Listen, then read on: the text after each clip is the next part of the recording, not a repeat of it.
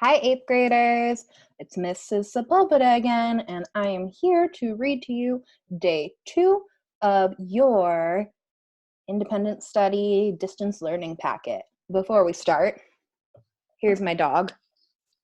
She's adorable, and she's right behind me. So if you see this little black thing occasionally, that would be her tail. Wish you guys could all meet her in real life. Anyways, day 2 reading, independent reading, 30 minutes, read a book or article. That was really loud. Thank you, Mrs. Hubble, for texting me. Complete the reading log. Read and annotate source 2, graffiti as art, and source 3, graffiti type summary for information to include in your essay. Read The Absolute Diary of a Part-Time Indian, excerpt by Sherman Alexie. Lots of reading. And for writing, draft a thesis statement for your writing prompt and outline your essay. Complete the written responses for The Absolute Diary of a Part-Time Indian. All right, to remind us, go past all the gross math stuff. Just kidding, math is great, but there's a reason I don't teach it. To our prompt. We can find it, or did I pass it? Here we go. So remember, our assignment and what you're writing a thesis about is use the research sources to write a multi-paragraph argumentative essay stating whether graffiti and street art should be considered art or should be considered a crime. So we are on day 2. You're going to take notes on sources 2 and 3 and develop a thesis statement. Woo! All right. So let's go back. Okay, here's your reading log for day 2, whatever book or article you read. And here is source number 2, graffiti as art. Any passerby in an urban city has seen the colorful, illegal eyesore that is graffiti. Many consider the spray-painted pieces a problem. However, graffiti has been gaining recognition from the art world more and more as a legitimate form of art. When most people think of graffiti, they imagine tags or stylized writings of a person's name. Tags are the most popular forms, but graffiti art is much more than that. Graffiti can be a colorful mural with a message of diversity or a black and white stencil piece, social injustice. Graffiti art makes a statement. Aesthetics. George C. Stowers wrote that based on visual criteria, graffiti has to be considered an art form. There is a difference between simple tags and more complicated pieces. Tags have little visual appeal and probably should not be considered art. However, larger pieces require planning and imagination and contain artistic elements like color and composition. And there's my mom texting me. Sorry, that was very loud. Goodness. Color and composition. Where did we go? Sorry, guys. We'll go here. However, larger pieces require planning and imagination and contain artistic elements like color and composition. Stowers provides the example of wild style, a writing style of interlocking letters, to show the level of artistic quality that is shown in these works. Wild style changes with each artist's interpretation of the alphabet, but it also relies on the use of primary colors, fading, foreground, and background, and the like to create these letters, he writes. The artist's intention to produce a work of art, and that must be taken into account when considering street art's legitimacy. Stowers explains that graffiti cannot be dismissed because of its location and illegality. The only challenge graffiti faces as being considered an art form is that it is often displayed on public property and is illegal. A nod from the art crowd. People are used to seeing graffiti art in public spaces. After all, that's what makes it graffiti. However, after years of gaining recognition by the art community, graffiti art has been shown in various galleries in New York and London. graffiti artists are often asked to do legal murals and other works for art shows. One of the most famous graffiti artists, Banksy, has had his work shown in galleries such as Sotheby's in London. Celebrities such as Angelina Jolie and Brad Pitt have purchased his work for a hefty price. Recognition by the art world and inclusion in galleries and auctions is one way that graffiti art has become real art. In addition, this exposure has helped the graffiti movement to launch into the rest of the world. Continued, a style all its own. Like all other artistic forms, graffiti has experienced movements or changes in style. Graffiti has changed from a tag scribbled on a subway train to a large complex mural on a billboard. The tools and the means have changed as well. Markers were traded in for spray paint, and stencils and stickers were introduced to make pieces easier to execute in a hurry. The messages have also changed. Graffiti has always been somewhat political, but it has come a long way from simply tagging a name to making fun of world leaders to making a statement. This is further proof that graffiti is a form of art and not just a result of random acts of vandalism. The graffiti community moves in different directions and the artwork moves with it. It appears that this is a link. Source 3. All right, this appears to be a chart. Graffiti type summary. Well, this would be helpful if it was in color, but it is not, so we will do our best.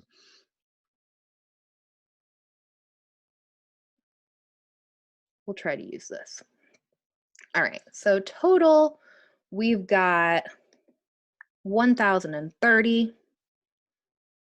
Utility marking is, there's only one, so I'm going to assume that's one of the zeros here. Unknown is 135. So I don't know, that's relatively high, so maybe that's the 13, I don't know. 30, indecipherable, that's probably like the 1 or the 2. Tagger, 764, that's a lot, that's going to be the 75%. Snipe, 63, so that one, let's see, that's going to be probably, okay, so my guess is that's going to be,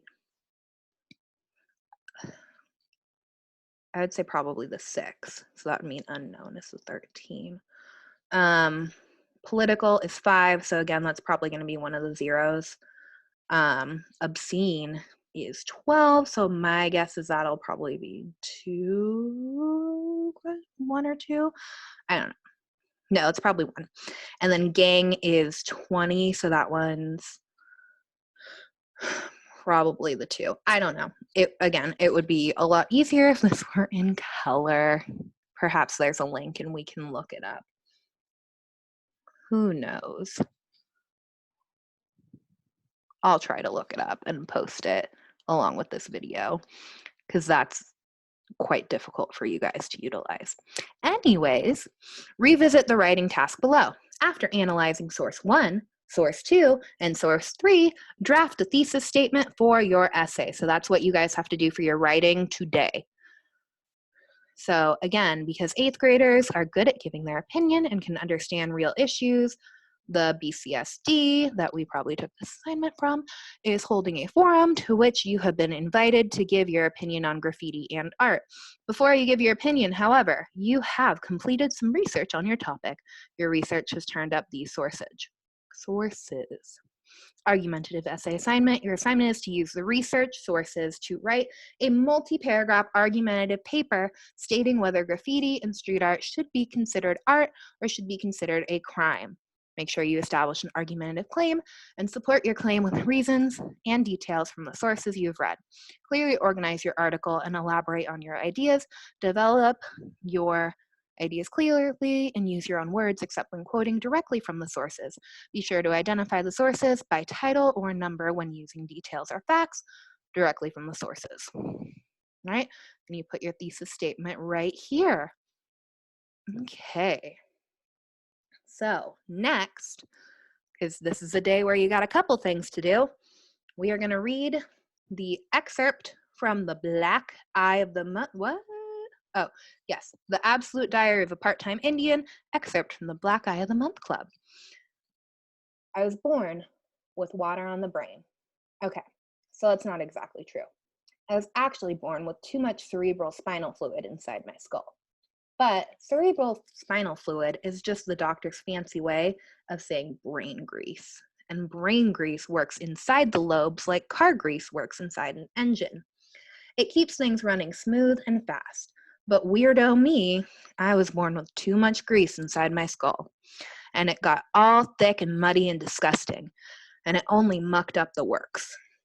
My thinking and breathing and living engine slowed down and flooded. My brain was drowning in grease. But that makes the whole thing sound weirdo and funny, like my brain was a giant French fry. So it seems more serious and poetic and accurate to say, I was born with water on the brain. Okay, so maybe that's not a very serious way to say it either. Maybe the whole thing is weird and funny. But geez, did my mother and father and big sister and grandma and cousins and aunts and uncles think it was funny when the doctors cut open my little skull and sucked out all that extra water with some tiny vacuum? I was only 6 months old, and I was supposed to croak during the surgery. And even if I somehow survived the mini Hoover, I was supposed to suffer serious brain damage during the procedure and live the rest of my life as a vegetable. Well, I obviously survived the surgery. I wouldn't be writing this if I didn't. But I have all sorts of physical problems that are directly as a result of my brain damage. First of all, I ended up having 42 teeth. The typical human has 32, right? But I had 42. 10 more than usual, 10 more than normal. 10 teeth past human. My teeth got so crowded that I could barely close my mouth. I went to Indian Health Service to get some teeth pulled so I could eat normally, not like some slobbering vulture. But the Indian Health Service funded major dental work only once a year. So I had to have all 10 extra teeth pulled in one day. And what's more, our white dentist believed that Indians felt only half as much pain as white people did. So he gave us half the Novocaine. What a bastard, huh? Indian Health Service also funded eyeglass purchases only once a year and offered one style, those ugly, thick, black plastic ones. My brain damage left me nearsighted in one eye and farsighted in the other. So my ugly glasses were all lopsided because my eyes were so lopsided. I got headaches because my eyes were like enemies, you know? Like they used to be married to each other, but then hated each other's guts. And I started wearing glasses when I was 3. So I ran around the reservation, the res, looking like a 3-year-old Indian grandpa. Oh, and I was skinny. I'd turn sideways and disappear. But my hands and feet were huge. My feet were a size 11 when I was in 3rd grade. With my big feet and pencil body, I looked like a capital L walking down the road. And my skull was enormous. Epic. My head was so big that little Indian skulls orbited around it. Some of the kids called me Orbit, and other kids just called me Globe. The bullies would pick me up, spin me in circles, put their fingers down on my skull and say, I want to go there. So obviously, I looked goofy on the outside, but it was the inside stuff that was the worst. First of all, I had seizures. The doctors gave me medicine for them. It was this pill called phenobarbital, which is like this major sedative. So I was a junkie before I could even walk. I had to crawl across the floor in my diapers to get my fix. Those seizures can damage your brain. But the thing is, I was having those seizures because I already had brain damage. So I was reopening wounds each time I seized. Yep, whenever I had a seizure, I was damaging my damage. I haven't had a seizure in 7 years, but the doctors tell me that I am susceptible to seizure activity. Isn't that one of the worst phrases you've ever heard? Susceptible to seizure activity. Doesn't that just roll off the tongue like poetry? I also had a stutter and a lisp. Or maybe I should say I had a stutter and a lisp. You wouldn't think there's anything life-threatening about speech impediments, but let me tell you, there's nothing more dangerous than being a kid with a stutter and a lisp. A 5-year-old is cute when he lisps and stutters. Heck, most of the big-time kid actors stutter and lisp their way to stardom. And geez, you're still fairly cute when you're stuttering and lisping at 6, 7, 8 years old. But it's all over when you turn 9 or 10. After that, your stutter and lisp turn you into a retard. Everybody on the res calls me an idiot about twice a day. They call me a retard when they're pantsing me or stuffing my head in the toilet or just smacking me upside the head. I'm not even writing down the story the way I actually talk because I'd have to fill with stutters and lisps. And then you'd be wondering why you're reading a story written by such an idiot. Do you know what happens to idiots on the res? We get beat up, at least once a month. Yep, I belong to the Black Eye of the Month Club. Sure, I want to go outside. Every kid wants to go outside. But it is safer to stay at home. So I mostly hang out alone in my bedroom and read books and draw cartoons. Here's one of mine. I draw all the time. I draw cartoons of my mother and father, my sister and grandmother, my best friend Rowdy, and everybody else on the Reds. I draw because words are too unpredictable. I draw because words are too limited. If you speak and write in English or Spanish or Chinese or any other language, then only a certain percentage of human beings will get your meaning. But when you draw a picture, everybody can understand it. If I draw a cartoon of a flower and then every man, woman, and child in the world can look at it and say, that's a flower. So I draw because I want to talk to the world, and I want the world to pay attention to me. I feel important with a pen in my hand. I feel like I might grow up to be somebody important, an artist, maybe a famous artist, maybe a rich artist. That's the only way I can become rich and famous. Just take a look at the world. Almost all of the rich and famous brown people are artists. They're singers and actors and writers and dancers and directors and poets. So I draw because I feel like it might be my only real chance to escape the reservation. I think the world is a series of broken dams and floods, and my cartoons are tiny lifeboats. All right, so your prompt for this: after reading The Absolutely True Diary of a Part-Time Indian, respond to the following questions. How would you describe the narrator's tone when describing himself? Is this tone surprising or unexpected? Why or why not? Use examples from the text in your answer. All right, guys. Oh, nope, there's another question. Just kidding.